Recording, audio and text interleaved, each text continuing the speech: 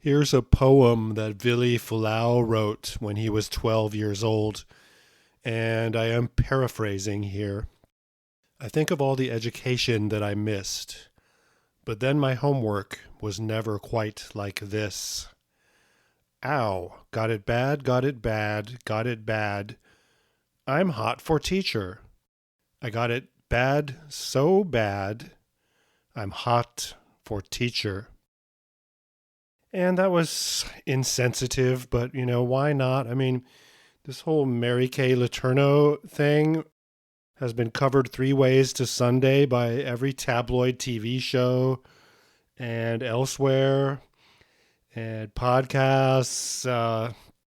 So we're just going to have some fun with it today, and we'll disrespect everyone involved, including the alleged victim, Vili Fualaau. Kay Letourneau started having sex with him. He was her student when he was 12. And so this is the Doomed Planet podcast, episode 48, Hot for Student. Kay Letourneau became the poster child for teachers caught up in sex scandals involving their students. She was a married woman with 4 children when she had an affair with her student, who was then 12 years old. Kay Letourneau. She died on July 6th of this year, 2020. We're going to go right to historylink.org. Cassandra Tate posted a piece about Kay Letourneau in 2004.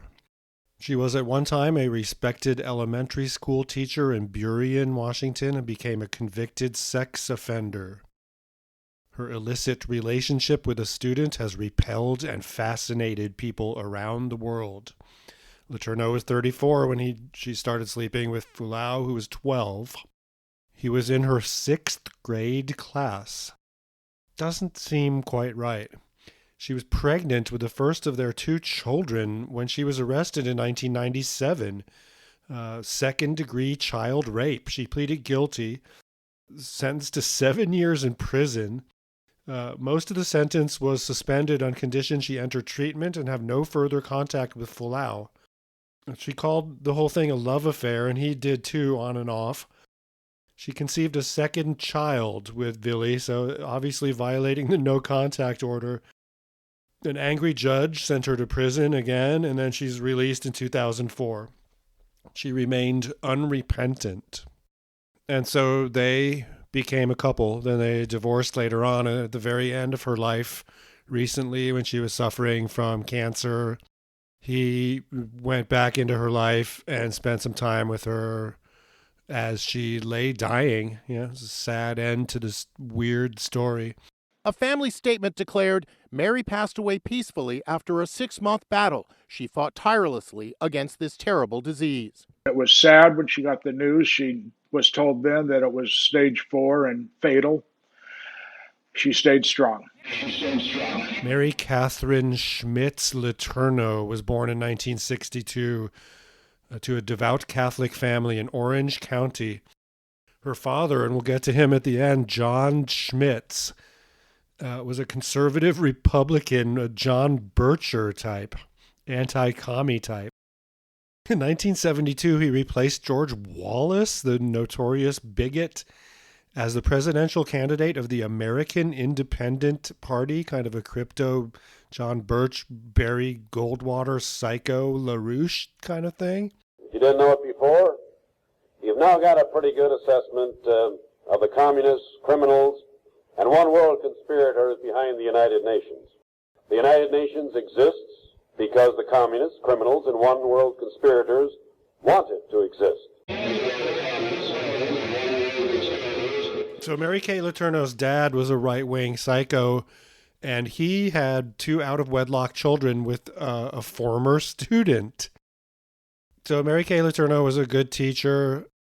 She's a relatively attractive woman, at least in her youth. Vili, I don't know. I mean, he's no prize.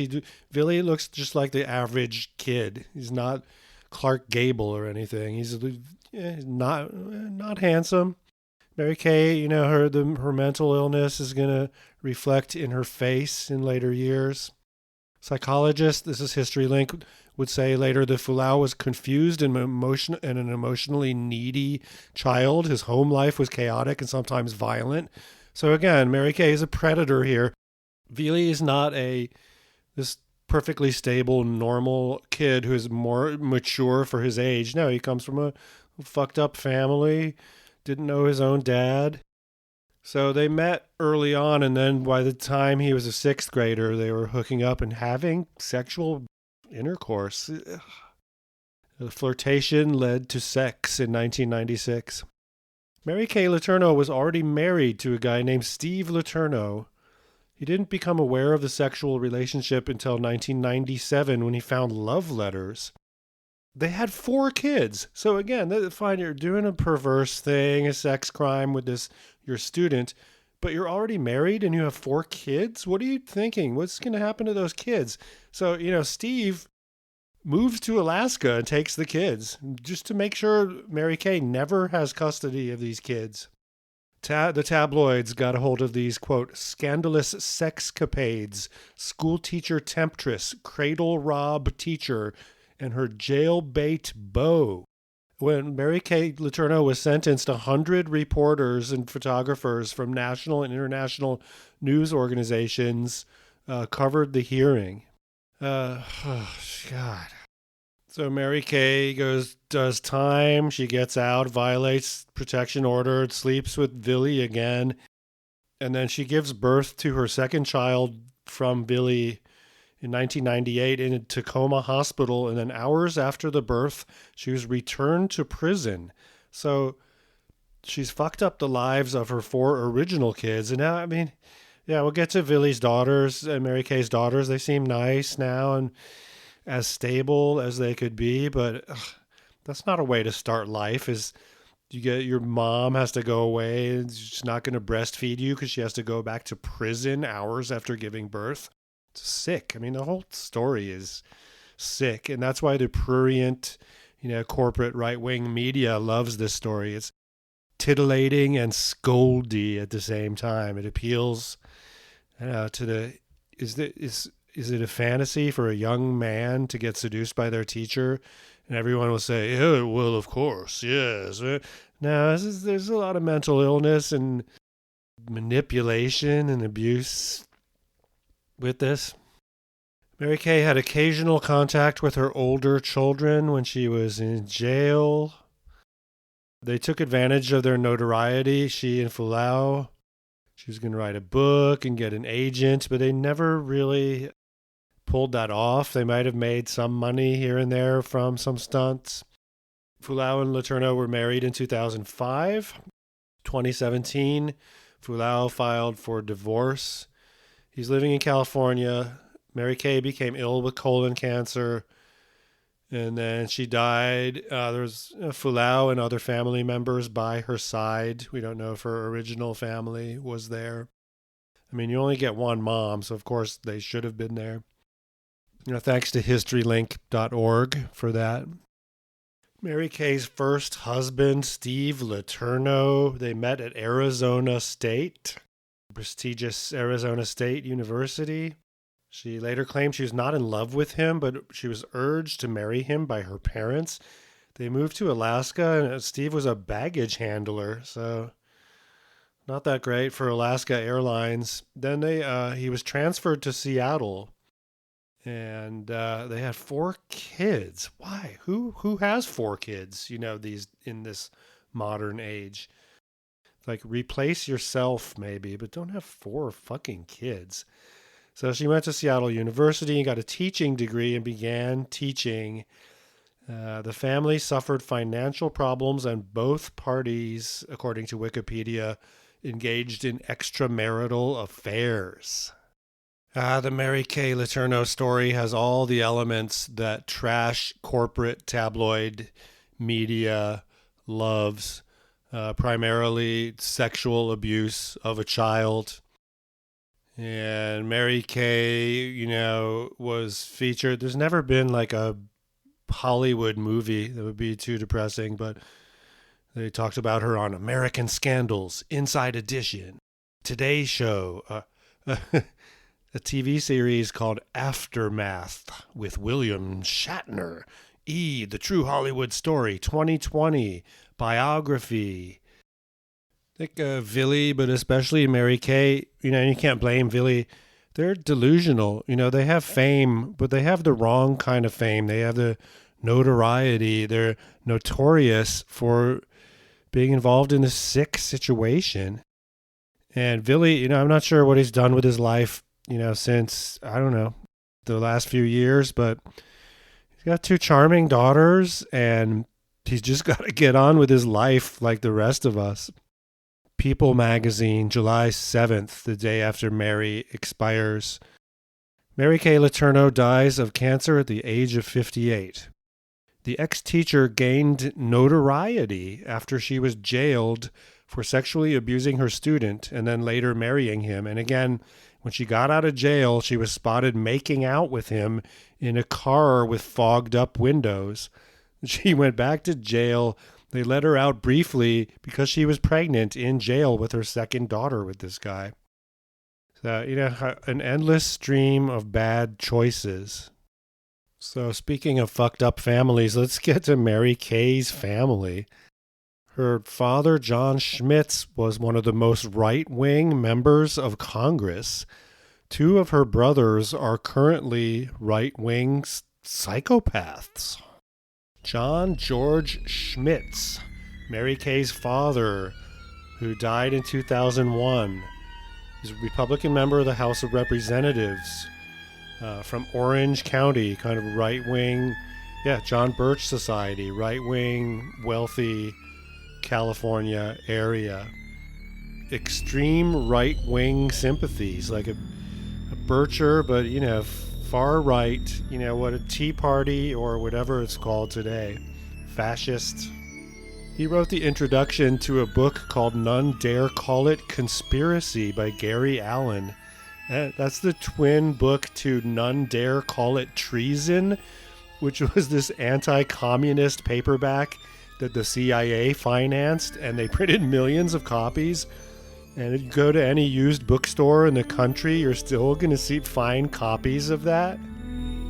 So, Schmitz admitted that he engaged in an extramarital affair and had 2 children, with one of his former college students, that ended his career as a politician.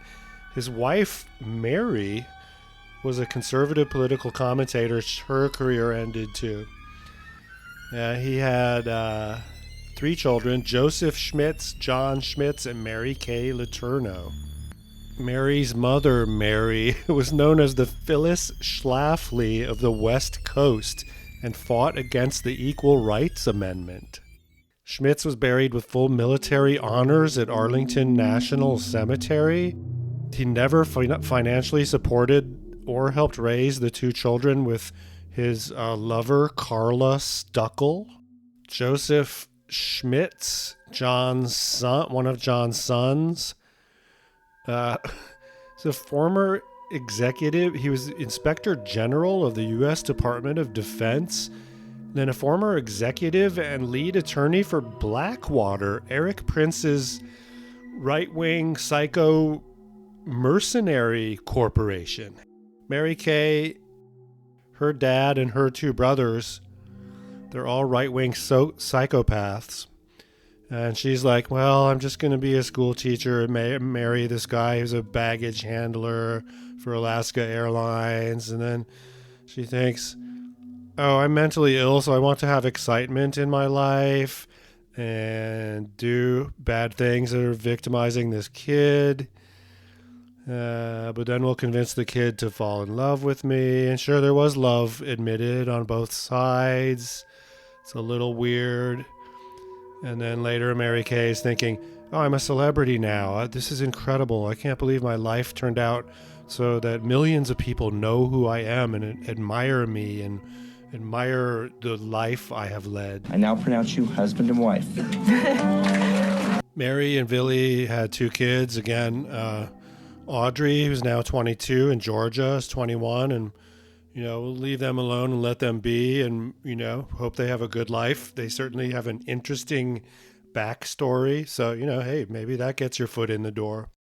And especially if you're applying to work at a left-wing tabloid newspaper, you just say, well, I'm Mary Kay Letourneau's fifth child. Wow, come on in. You're hired.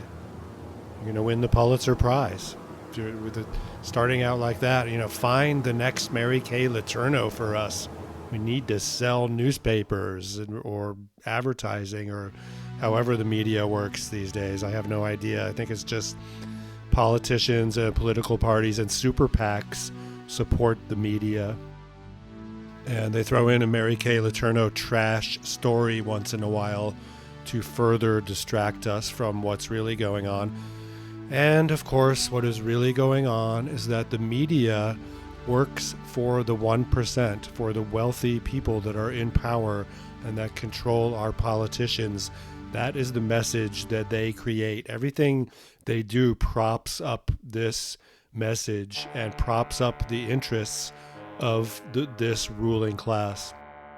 Mary Kay never wrote the tell-all book or something, or she could have made some bank from that, or someone could have. Maybe she could have left her 6 children something more than just her disgraceful story. They're typical teenagers, wearing high school cheerleader outfits as they eat frozen yogurt and make funny faces at the camera. But these are the daughters of the nation's most notorious school teacher, the infamous Mary Kay Letourneau, whose shocking affair with her student, Vili Fualaau, began when he was in 6th grade. When the affair began, he was actually younger than his daughter's current age. If one of your daughters came to you and said, I'm sleeping with my teacher, what would you say? What? What? Yeah, okay. So much great art has been created, inspired by the Mary Kay Letourneau story. So many songs have been written about their torrid affair. That's not true. I mean, there's tabloid trash out there. This song that I wrote about Mary Kay Letourneau and her affair with Vili Fualaau. He was brutally handsome, and she was terminally pretty. She held him up and he held her for ransom in the heart of the cold, cold city of Seattle. He had a nasty reputation as a cruel 12-year-old dude. They said he was ruthless and said he was crude. They had one thing in common. They were good in bed. She'd say, faster, faster, Vili. The lights are turning red. Mary Kay Letourneau, you had an interesting life. Child neglector, child seducer, but you never hurt anyone with a knife. You're not a murderer. You didn't kill anyone with glee. You victimized a kid and then married him. And then you died after a life of misery. And then you died after a life of misery.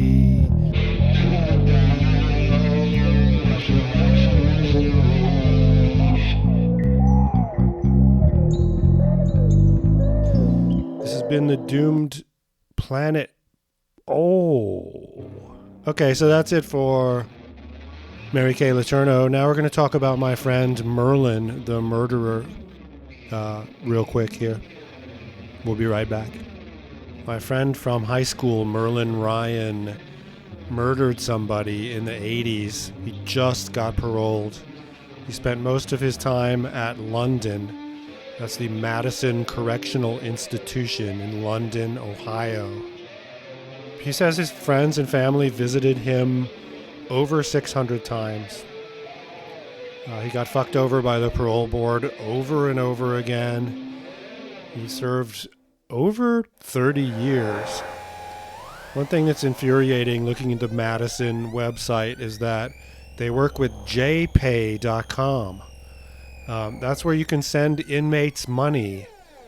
But it's a private company and they take a fucking piece of the action. It's predatory in the same way that phone calls to and from prison are privatized and are extortionate, enormously expensive. So, yeah, okay, Merlin, he killed a guy. He did his time, but then he did so beyond the amount of time you think, okay, 20 years, and then if you're not paroled by then, you should have been. This guy I knew killed someone, but again, it makes me angry that our carceral state kept him locked up until very recently. On October 26, 1983, an Ohio University maintenance crew that's in Athens, Ohio, they found a decomposing body. It was Ali Bulgasem. Ali, a 24-year-old geology student from Libya. He had been reported missing 3 weeks earlier. Turns out that Ryan, who was 19, a recent graduate of Athens High School, and Ralph Prather, 22, had met him in the steam tunnels underneath OU with an invitation to smoke marijuana, and then they stabbed him to death. And then Merlin served time up until last year for this. His friend dropped a dime on him, and he pleaded guilty to aggravated murder and aggravated robbery. It was a plea deal to avoid a death sentence. Yeah, Merlin admitted he's the one that used the knife. So I met Merlin. He's a couple years older than me, but there was this pinball arcade called Silver Ball. There's actually a couple of these on the one strip business district in Athens, Ohio, Court Street. That's the main and only strip other than whatever the junk McDonald's and shit outside of town. And that's, back 1982, 83, Athens was still a liberal place, still the hippie era had not rubbed off yet. There's still a couple of head shops. And so anyway, Silver Ball had pinball, video games, and whatnot. And Merlin figured out how to jack these machines. So he figured out how to break into the back of the machines and steal all the quarters. And he did that to the point where they changed the whole MO of the shop and they switched to tokens, right? So no more quarters. I also remember just hanging out with the outcasts and the weird people in high school and talking with them a little bit in high school. And so anyway, I called him recently and we talked for a long time, and he told me in granular detail about his visits through the parole board over the years. And I don't know, he's really in Athens, Ohio, kind of hillbilly country where I come from. People either love you or they hate you. They're either sincere or they're not. And Merlin is like, he's like, he doesn't really remember me like I remember him, because I didn't kill anyone. But so he agrees to talk to me, and he's got this calm, measured voice, sort of sounds like Johnny Cash, and seems like a reasonable person. He just wants to, it's tough finding work because he's an ex-con, good behavior in prison. He got cheated on his time off earned for good behavior, of course. And I was like, did anyone fuck with you in prison? And he's like, no, it gets around what you're in there for. And, murderer, people going to stay away from you. A lot of people he's serving time with are in there for tax fraud or whatever. They're going to not fuck with him. So, yeah, now he's back in Athens, Ohio. And, the odds are stacked against him, but yeah, why not? I mean, his parents just celebrated their 68th wedding anniversary. And that's one thing that really helped him. He's from a good, solid family. Everyone is connected and court system, and people are visiting and vouching for him. And, the worst thing is to have your kid die, for your parents to die while you're incarcerated, and that didn't happen. His parents celebrated their 68th wedding anniversary, and I'm like, oh man, can I send him a Starbucks card or a gift or something? He's like, oh no, they would never. Of course not. People in Athens, Ohio are never want to be beholden or not going to accept gifts from you. So anyway, at the end of the conversation, I'm like, oh, Merlin, reasonable guy and everything. And the last thing he says is like, so I hear there's some problems with Antifa up in Seattle where you're at. And then he's telling me about some conspiracy theories that like would make Fox News blush and reject. And, it's like, well, I can understand that he's coming from that place. He lives in this rural area where there's not much of an economy, not many black people, and these areas skew to Trump. And, of course, Merlin himself has been denied the right to vote, I'm guessing. But anyway, that's my Merlin story, and I'm glad I told it. And so concludes Doomed Planet, the podcast, episode 48, Hot for Student. We will be wrapping up this podcast after episode 52. That means 4 more podcasts to go after this. Then we're going to jump into our all obituary podcast in 2021. I think some people are going to die, and we're going to be writing about it. Not just people, but nouns, places, and things that no longer exist. And we're going to have fun with that. It's not going to be half-ass shit like this show you just listened to. It's going to be more of a script. Thank you. DoomPlanet.com. It's where you can find us. Goodbye. There's a lot of heartfelt emotion from people.